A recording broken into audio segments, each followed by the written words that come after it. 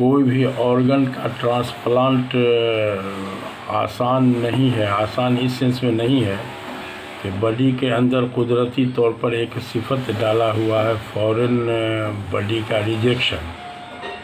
माने कि आपका जिस्म कोई भी बाहरी अज़ा को एक्सेप्ट नहीं करेगा, ये कुदरती तौर पर उसमें चिप्स डाला हुआ है। और ऐसा सिस्टम है कि कोई भी बाहर का ऑर्गन लगा दिया जाए तो वो सिस्टम जो है एक बैग हरकत में आके 10 से 15 मिनट में उस ऑर्गन को बर्बाद करके ख़त्म कर देता है। तो इस सिफत को मान के रखना तो नहीं कहा जा मुनासिब नहीं है। सो सुला के रखने वाली एक दवा आती है साइक्लोस्पोरिन ग्रुप की दवा, जिसका इस्तेमाल ऑर्गन ट्रांसप्लांट वाले को ज़िंदगी भर करना पड़ता है। माने ज़िंदगी भर जो है वो जो फॉरेन बॉडी की रिजेक्शन वाली जो सिफत है उस सिफत को सुला के रखना है ताकि वो हरकत में नहीं आवे। वो हरकत में आवेगा तो फॉरेन बॉडी को तुरंत जो है वो ख़त्म कर देगा। तो अब है कि साइक्लोस्पोरिन भी बड़ी मतलब खर्चीली है, तो खर्चीली का वैल्यू नहीं है, इसलिए कि मरीज़ को फ़ायदा हो तो मरीज़ पैसा नहीं देखता है। लेकिन ये कुदरत का इंतज़ाम है कि बाहर का कोई ऑर्गन को आपका बॉडी एक्सेप्ट नहीं करता है। और हदीस के हिसाब से भी इस इंसानी ऑर्गन का दूसरे किसी इंसान में इस्तेमाल गालिबन हराम के दर्जे में ममनू करार दिया गया है।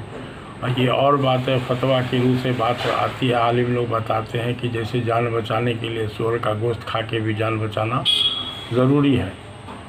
तो वैसी हालत में अगर कोई दूसरा उपाय नहीं है तो एक दूसरे को ऑर्गन डोनेट करना या खून दे देना ये सब चल सकता है, मतलब इस्लाम ने इसकी इजाज़त दिया है।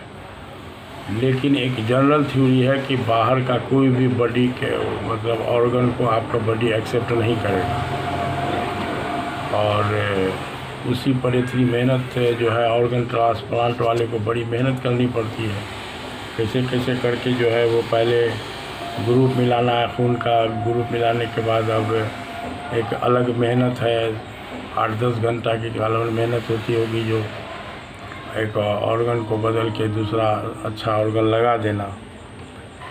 तब उसके बाद साइक्लोस्पोरिन ज़िंदगी भर चलाना। तो इसमें हम बोलते हैं कि जिस कारण से किडनी फेलियर हुआ ना, सिर्फ उस कारण को दूर करके अगर जड़ी बूटी का कुछ सपोर्ट कर दिया जाए खाली शहद के साथ, तो इंशाल्लाह किसी भी हालत में किडनी फेलियर का इलाज हो जाएगा। तो अब है कि कुछ लोग ये बताते हैं, हमारे कुछ डॉक्टरों का कहना है कि नेफ्रॉन सब जो होता है ना वो यूनिट ऑफ फिल्ट्रेशन का यूनिट है, वो किडनी के अंदर बोलते हैं कि 10-20 लाख की तादाद में होता है। तो उसके बारे में बोलते हैं कि जब वो छलनी जो है जाम हो जाता है या सट जाता है किसी वजह से, तो लोग मिसाल देते हैं कि सवई बांटते हुए कभी गांव में देखा होगा, जो हाथ से मशीन घुमाया जाता है, उसमें आटा डालता है तो सवई नीचे से निकलती रहती है। तो उसमें कभी कोई बच्चा अगर हाथ लगा देता है और उसके चलनी में हाथ सट गया तो उससे होता है कि वो उसका सुराख बंद हो जाता है।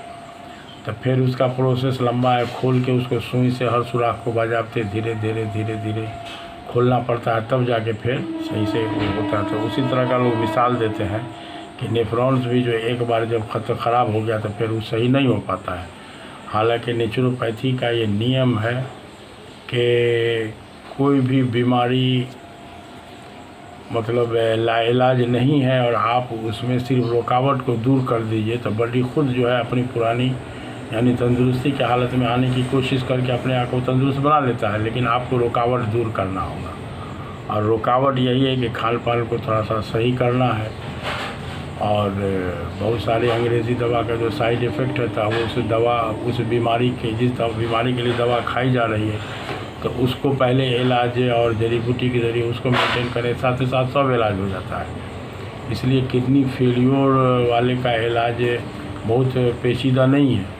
कभी कभार हम एक बार बोल भी दिए हैं और बोल भी देते हैं मरीज़ लोगों को कि किडनी फेलियर का इलाज इतने आसान है कि किसी किडनी फेलियर वाले मरीज़ को 10-20 किलो इंजीर उनके रूम में रख के डिस्टिल वाटर का इंतज़ाम, पानी का नल ऐसा कर दें कि बाहर से डिस्टिल वाटर ही उनके घर में जाए, रूम में जाए, और वहाँ पर खाली शहद का इंतज़ाम करके रख दिया जाए, बाहर से रूम को बंद कर दिया जाए।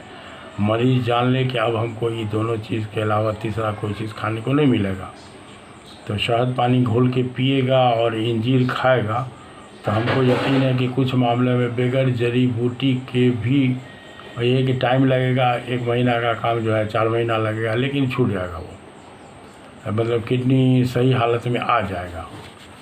तो अब है कि इलाज आसान हो। अब इसमें है कि थोड़ा सा मरीज़ की कैफियत के हिसाब से जब जड़ी बूटी का इस्तेमाल होगा तो इंशाल्लाह रिकवरी रेट बहुत जल्दी और आसान हो जाता है।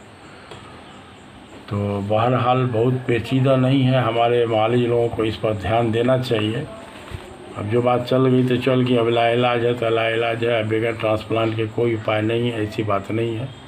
थोड़ा सा अगल बगल के पैथी पर भी ध्यान दिया जाए तो इंशाल्लाह उससे इंसानियत का भला होगा, मरीज़ का भला होगा। तो ठीक है, फिर किडनी पर कुछ और बतावेंगे फिर इंशाल्लाह। ठीक है, आदाब।